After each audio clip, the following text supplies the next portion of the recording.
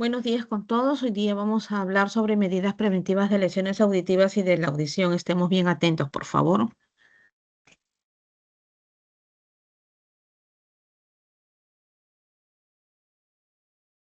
Bien, sonido versus ruido. El sonido es toda vibración acústica que se transmite a través de un medio elástico por el medio del movimiento ondulatorio, ¿no? Capaz de producir una sensación audible. En cambio, el ruido es todo aquel sonido indeseado y desagradable, un sonido que no es articulado, que es confuso y que obviamente interfiere o impide la comunicación humana.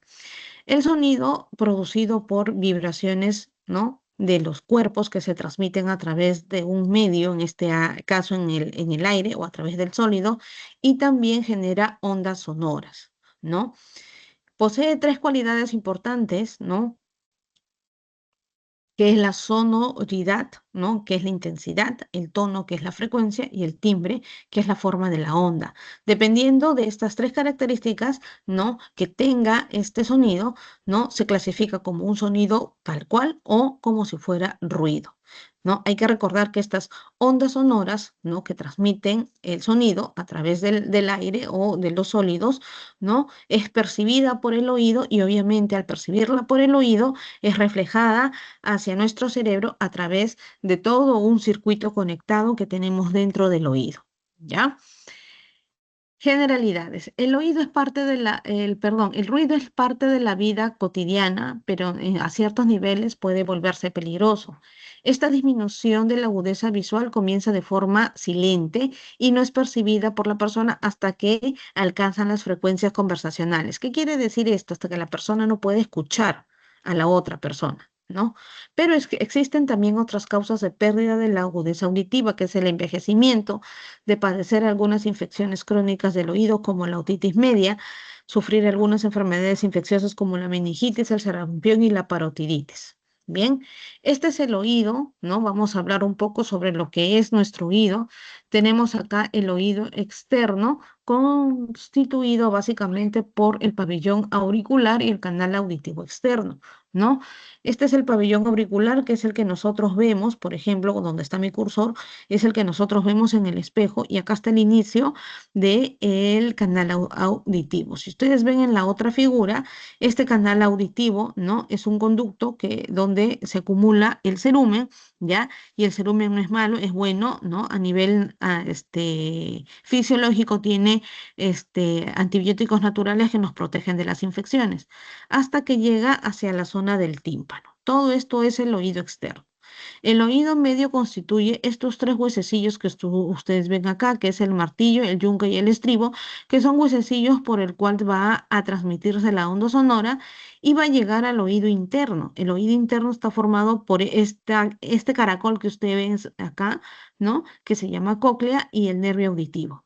Acá llega el sonido en la cóclea y es una caja básicamente que amplifica el sonido que es captado por el nervio auditivo y así es transmitido a nuestro cerebro y es por ese motivo que nosotros podemos escuchar.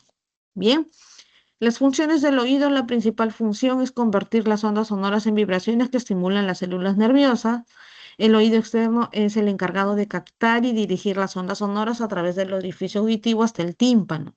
Y también el conducto auditivo tiene dos propósitos adicionales: proteger las delicadas estructuras del oído medio contra los daños y minimizar la distancia del oído interno al cerebro. ¿Ya? Reduce el tiempo de propagación de los impulsos nerviosos, ¿no? Estas son las funciones que son importantes, ¿ya? En el oído medio las vibraciones del tímpano se amplifican, ¿no? Y se transmiten hasta el oído interno a través de unos huesecillos denominados martillo, yunque y estribo. Bien. Medidas preventivas de lesiones auditivas y de la audición: no hay que introducir ningún objeto al oído, evitar ruidos fuertes, sobre todo los de los Walkman, aquellas personas que están en fiestas y que están cerca al parlante, evitar esa situación, ¿ya?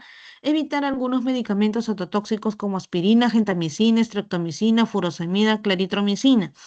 ¿Ya? Por ejemplo, estos fármacos se utilizan mucho en lo que es el tratamiento de la tuberculosis, por ejemplo. La aspirina se utiliza para lo que es los temas cardíacos. La furosemida, por ejemplo, se utiliza para las insuficiencias renales, ¿no? Entonces es por eso la importancia de no automedicarse. No aplicar ciertos líquidos en el oído, importante.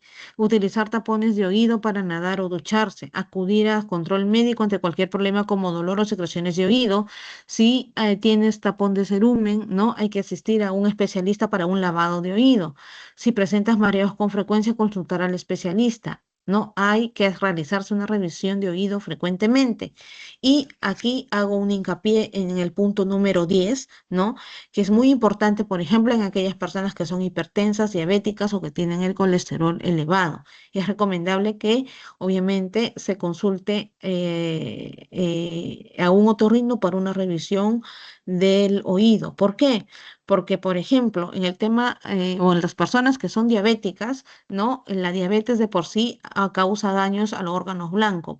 Uno de ellos, por ejemplo, es el oído. Y obviamente el aumento del colesterol produce mareos y hay que descartar, ¿no? Si estos mareos son específicamente porque están con el colesterol elevado o porque hay algún problema dentro de los oídos que están ocasionando los mareos. Bien. Continuamos. Hay que reducir el número de aparatos sonoros que funcionan al mismo tiempo, es decir, no tener prendido el televisor, el celular, la radio al mismo tiempo, ¿ya? No hay que usar reproductores de música durante más de una hora al día y mantener el volumen por debajo del 60%. No utilizar la protección auditiva si trabajas con ruido. Eso es importante.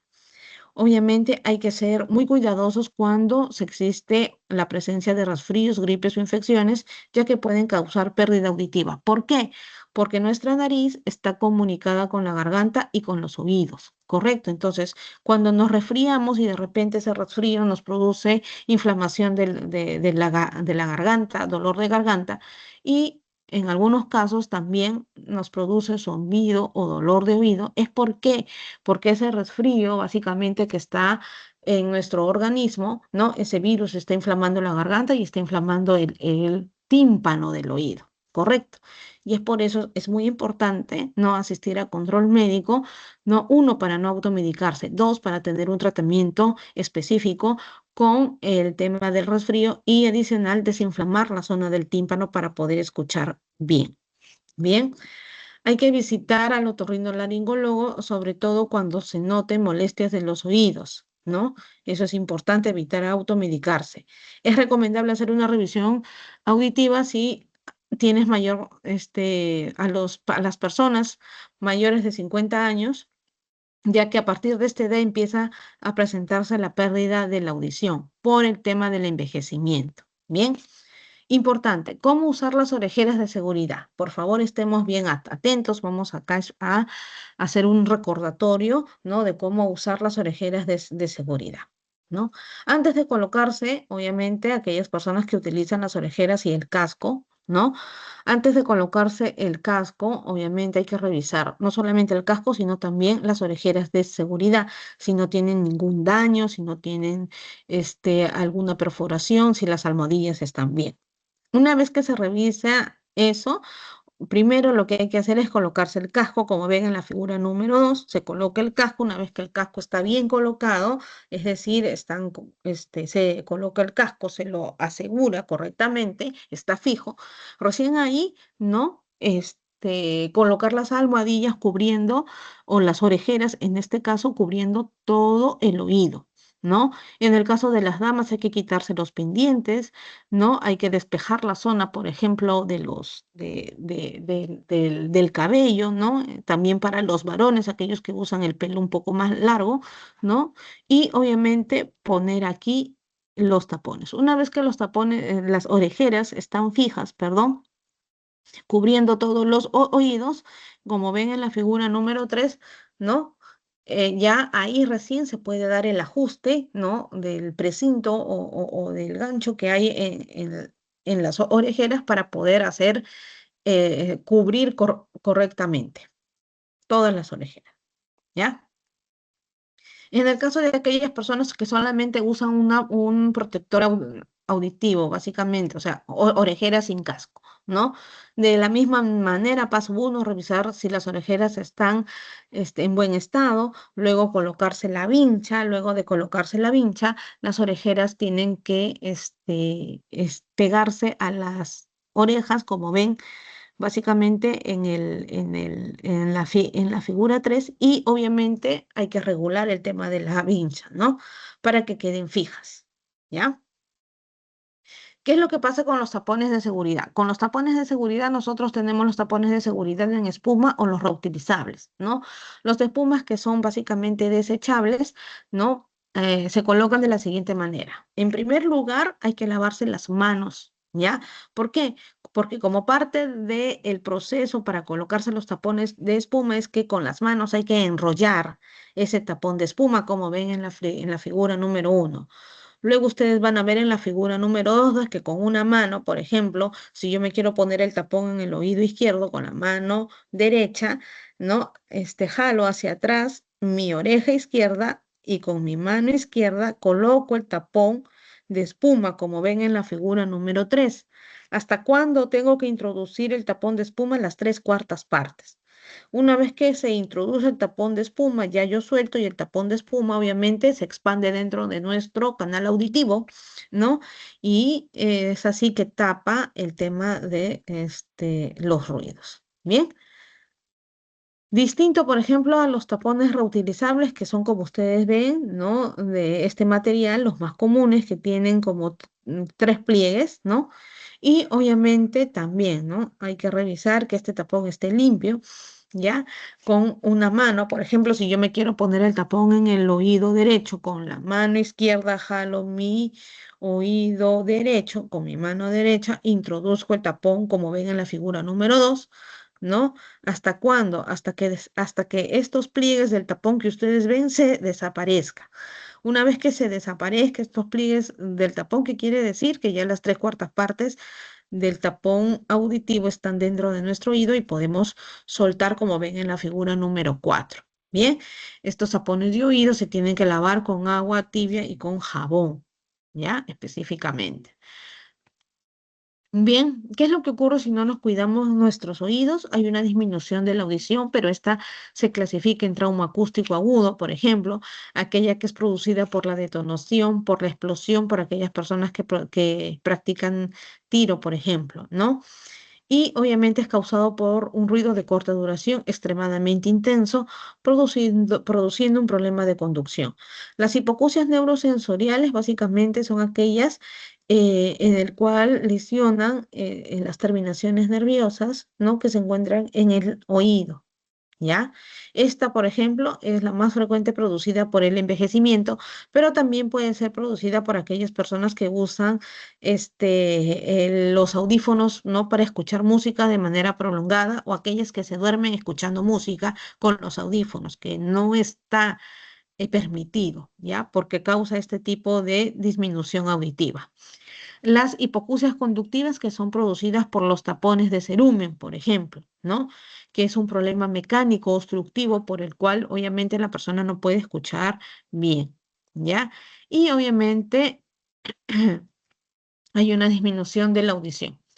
Manifestaciones clínicas, por ejemplo, ¿no? Pedir a los demás que repitan las palabras, va a haber un aislamiento social porque la persona no va a escuchar, no va a tener un punto de conversación, tensión, fatiga y estrés en algunos casos porque no escucha, va a comenzar a poner alto volumen a la televisión, va a comenzar a sentir silbidos en el oído, va a haber una sordera, sí, esta sordera es de manera gradual, puede ser súbita, puede ser en uno o en dos oídos.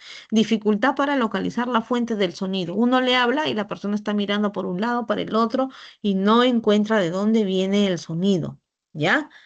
Puede haber mareos, sí, ¿ya? Y en el caso de las hipoacusias, por ejemplo, que se acompañen con alguna enfermedad o que son producidas por alguna enfermedad, van acompañadas de dolor de cabeza, fiebre y obviamente afectación de otras vías, ¿ya?